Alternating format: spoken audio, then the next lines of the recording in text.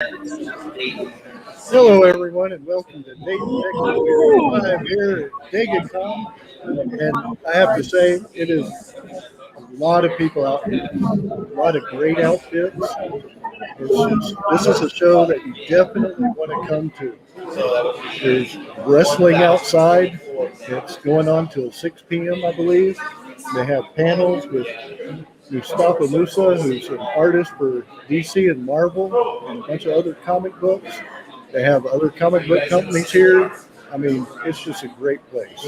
We're here with our co-host Amy, and our special guest today is Jaimie Beebe, who's a casting director, and she also does a podcast called True Crime Serial Stalking, which we'll get into that because I've listened to a couple of them, and I have to say, oh my.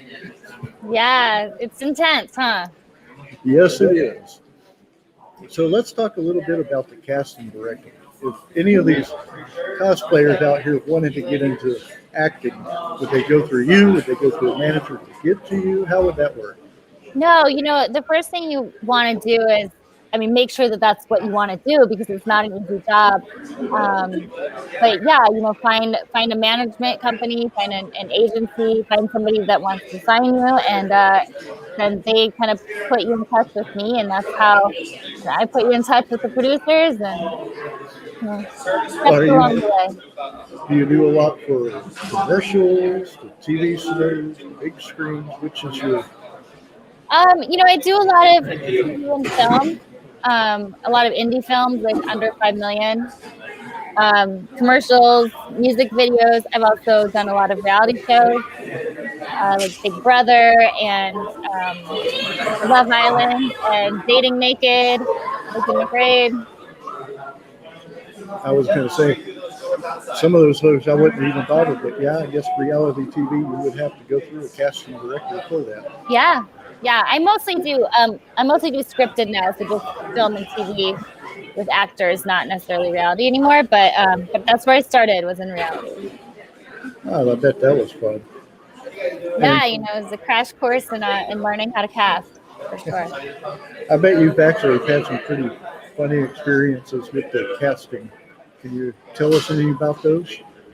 Oh gosh, yeah. There was one show that I did, a reality show, and in order to be on the show, you have to go through psychological testing to make sure that it's okay for you to be on an island alone with 10 other people and no one's gonna die. And I cast an entire show once, and no one passed the mental evaluation testing. So I had to recast the show in a week. Oh wow! And they speaking want of that, crazy people for reality shows, and so it was a little too crazy, I think. And speaking of, Amy just got a picture of Doc Ock for all y'all Spider-Man fans out there.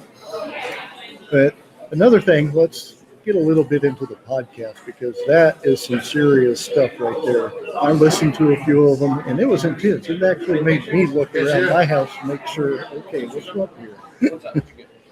Yeah, it's funny because so many people have a stalker. It's actually a crime that is really prevalent in so many people's lives. You don't know how many people actually have a stalker until you go out and start looking for people with a stalker.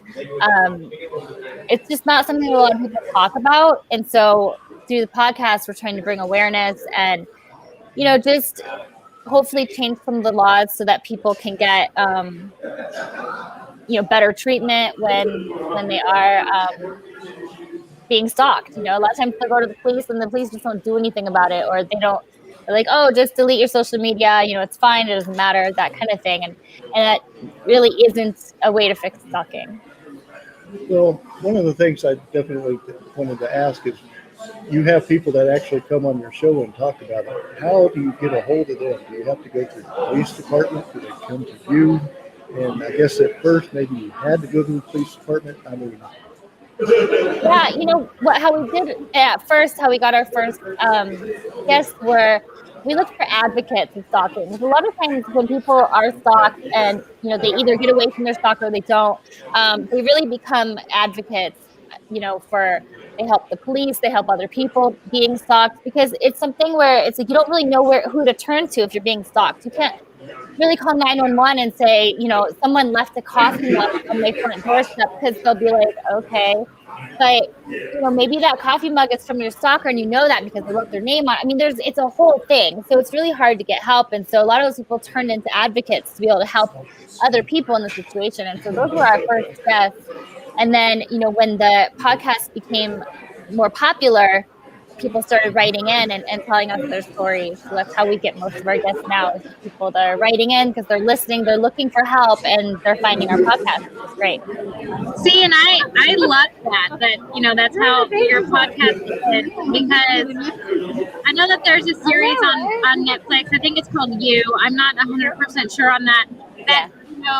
It has the stalking element and the creepy element and stuff to it. And I know that it is like a problem for women being stalked and realizing the signs that you're being stalked. And so the fact that there's, something out there to help them and they feel that connection, I think is wonderful. So kudos to you. I think it's amazing.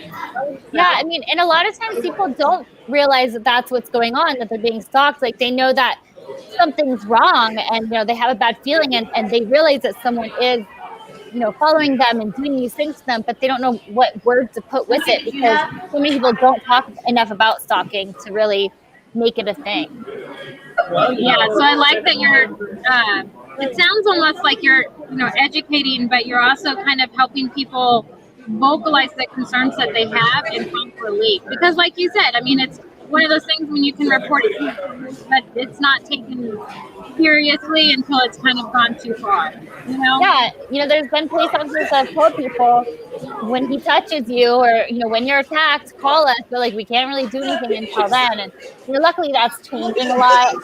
Now police officers are better trained, and they see the signs and they understand it better. But there was a time when a lot of people have been killed from their stalkers. Stalking is still murder. You're being hunted by another human being. It's pretty terrifying. Yeah, it's definitely, especially if it's not even something that happens just if, like, you live alone or whatever, it happens to people that live, like in high school or in college, if you live, with roommates, or if you're married. I mean, it happens all over. It's not just the single people that this happens to. And so I think that it's great that you're kind of that platform and an advocate for it, because it's definitely not one. So I think that that's amazing. Yeah, and I've learned a lot too. I mean, we talked to people who've been stalked by their parents, their sibling, their friend, a stranger, an ex's new love, their ex, their husband. Like, it's anything, any combination, anyone you meet. It could be somebody that you're in line at the bank and something triggers them and they start stalking you and you have no idea. I mean, are there any different signs that people should look for this? I mean, sometimes, like with relationship stalking, so any red flags in a relationship, you should run the other way, obviously. But if you're being stalked by a stranger, no, there's nothing to look for. There's nothing to prevent it. There's nothing to look for. I mean, there are preventative measures. Don't tag where you're at when you go out. Don't put it on Instagram, that kind of thing. But there's no way to really prevent stalking, because you haven't done anything to be stalked for. It just happens. And not there's never any victim blaming, but of course there's red flags in relationships that you would want to look for. In any relationship, it doesn't have to turn into stalking. It can turn into domestic violence, sexual violence. I mean, there's relationships are crazy things. Like I said, I mean, I've listened to a couple of shows, and some of them are intense. I mean, it's like, Yeah. Whoa. It's like, I guess you're kind of also helping those people break free of their past going forward. How would you explain that? Yeah, I mean, it's crazy being a host on a podcast like that. It can be very triggering. For me, I've never been stalked, but I've been in domestic abuse situations, bad relationships and things like that. And a lot of our stalkers, are from relationship stalking. So it can be very triggering. It's exhausting. It's hard to listen to other people's trauma, because it's very emotional. Like, after an interview, I'm exhausted. And I feel good for what we're doing and for them, but it's like, so crappy that that's even happening in this world. But I mean, of course, and it is. It's happening all over the place. So yeah, it's hard, and it's, we feel so much for our guests, and we, our guests are everything to us. So to give them the platform makes us so great. Well, I know, being the type of show that I am, it's like, this is kind of exciting. You get to meet new people. It's a convention. It's all sorts of stuff. And your wind down period is basically just relax. But after listening to a show like that, how do you actually wind down? I mean, you got to have something to wind down. Yeah, I have a beautiful house that I spend all my time in, especially now during COVID. And I meditate, I relax, I exercise, the basic things, that most people I think do to try and relax. I think therapy is amazing. I think everybody should be in therapy. I think it's one of the best things ever, whether that's therapy like through an actual therapist or through the internet or through a friend, or however, whatever your trauma may be. I definitely believe in therapy and meditation and exercise. I think that's the best way to get any negativity out of your life.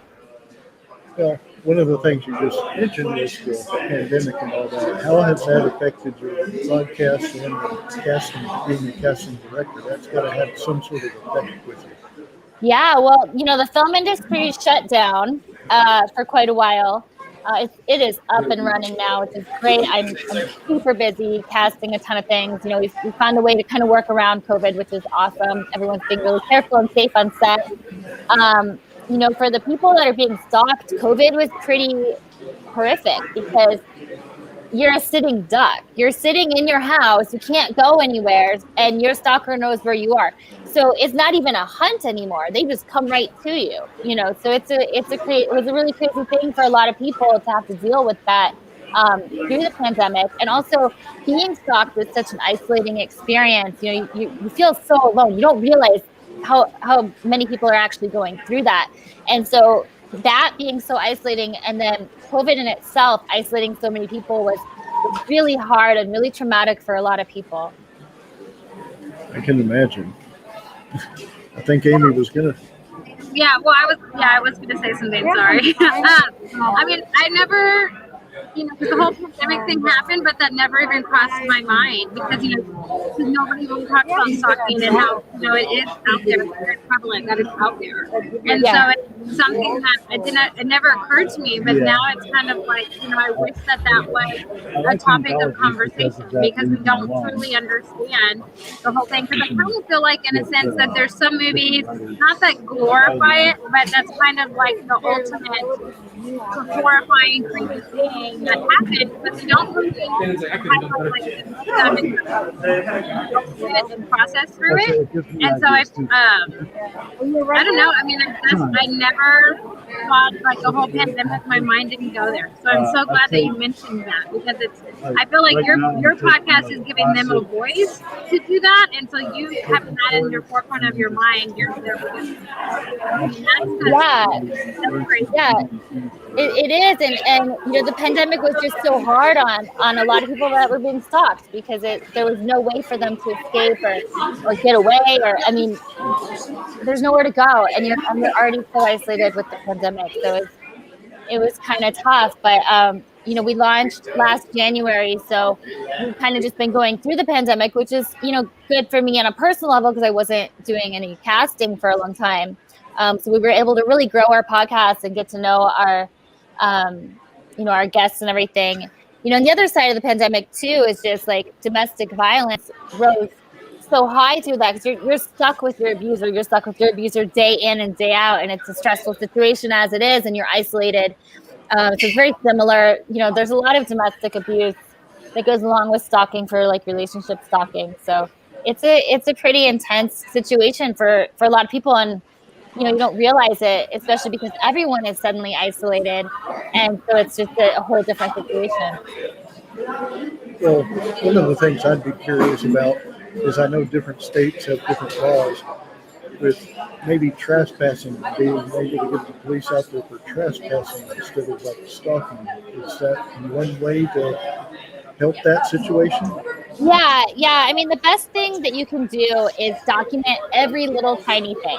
You even if it's you're not even sure if it's your stalker, just document everything. That way, when you do have the ability to call the cops and you can show them, you can physically show them. Like on Tuesday at 10 a.m., my car tires were slashed. On Wednesday at 4 p.m., I got 36 hang up calls in a row, like that kind of thing. So it's really important just to document everything, number one. And yeah, a lot of times when you do go to the police, first thing you do is try and get a restraining order, which in some states is a lot easier and in some states it's a lot harder. And that's if you know who your stalker is. If your stalker is a stranger stalker and you don't know who they are, how are you going to get a restraining order on somebody who you don't know who it is?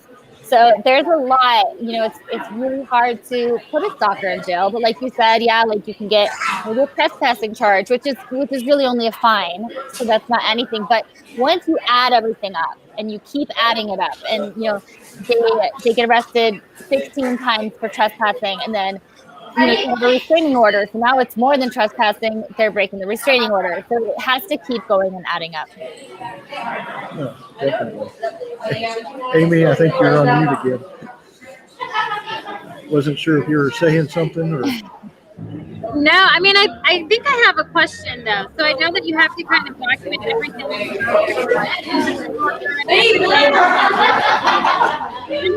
But for that whole sense of it, is that I almost feel like a restraining order is like a waste of paper because I don't feel like if you have a that. So it's almost, to me, not even worth it. I would just document it, I would make a big ruckus about it. Like I would make it a Broadway musical, like that's just my personality. But I mean, yeah. In order that they have to document it so much because it's almost like for the talking situations or domestic abuse, it's almost like those should be easier to get help. Yeah. Well, and with domestic abuse, who your stalker is. You can show like I have a bruise here, I have this. With your stalker, it's different. And I don't know if I caught all of your question. But another thing is about restraining orders. It's really good actually to get a restraining order. It's super important because as soon as you have it's a piece of paper. It means absolutely nothing to your stalker. Your stalker, and it could enrage your stalker to the point where they want to murder you. I mean, that's a whole real thing. But that also means that the first time your stalker does something is near you, you call the cops right away. Every single time you call the cops, because once you have a restraining order, the cops have to come and they have to listen, and it's more intense that way. And every time you break the restraining order, it's a bigger sentence, it's a bigger fine, it's a bigger whatever. So it doesn't mean anything in that respect, but if they don't murder you, it does. Okay, so it's a shitty way of saying things, but it's kind of true. If they don't murder you, then there's a chance that they can eventually end up in jail. Yeah, definitely. One of the other questions, I guess, would be, it's like, I know some TV shows, like, they show a lot of the stalking shows and the podcast. Is there any certain things that you would say try to stay away from? Is it notes it? And other ones that say, hey, you might want to watch this because you can definitely learn from it. Yeah, like as far as TV shows and stuff, it's funny. Some shows and movies they glorify stalking. Like John Cusack sitting outside your house singing to you. That's actually stalking, but it's John Cusack in the movie, and so it's romantic, right? But if it's unwanted attention, that's stalking. Like that's a very basic stalking thing. He came outside your house and you told him not to, so he should be in jail. Like that's what it is. But it's John Cusack and it's a movie and it's romantic, and they're going to end up together in the end because he's very handsome. I'm sitting here saying, "Oh my God, that movie came out in the '90s." It did. I know it's such a good movie though. But like the show You that you mentioned before, even that it doesn't. it doesn't give an exact light on stalking. It still kind of glorifies it. I mean, he's very handsome. He's very, he's a cute guy everybody wants, but he's kind of a murderer and a stalker. But like, we're gonna look over that because he's so cute, that kind of thing. And it's how they write it. So I think You is an interesting one. So I know a lot of people that are stalked and they've been, very triggered by that show because it is very similar to real life in a lot of ways, but it's also not because it's TV.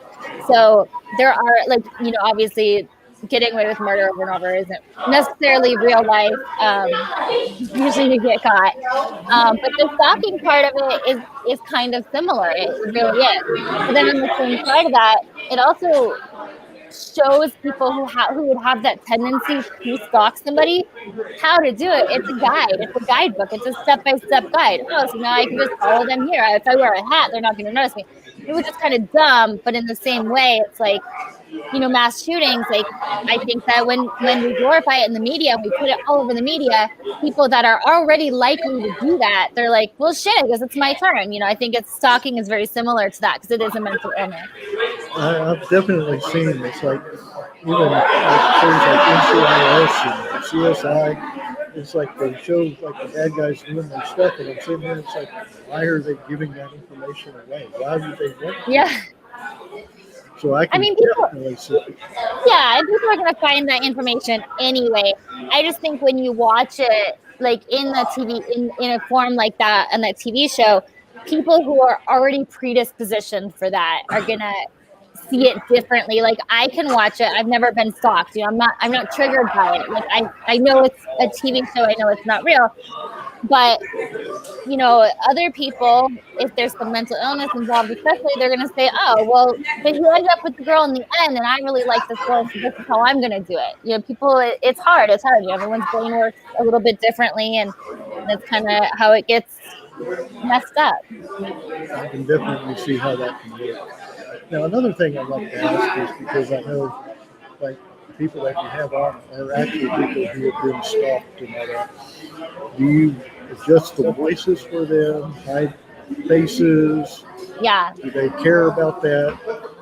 Yeah, a lot of people come on anonymously. Obviously, we've talked to them a lot in another situation. We've seen, the police reports. We've seen everything.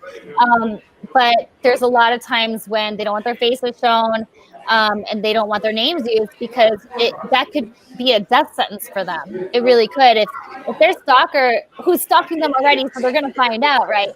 So then they listen to this episode where they're not going to hear the fear and everything from their victim.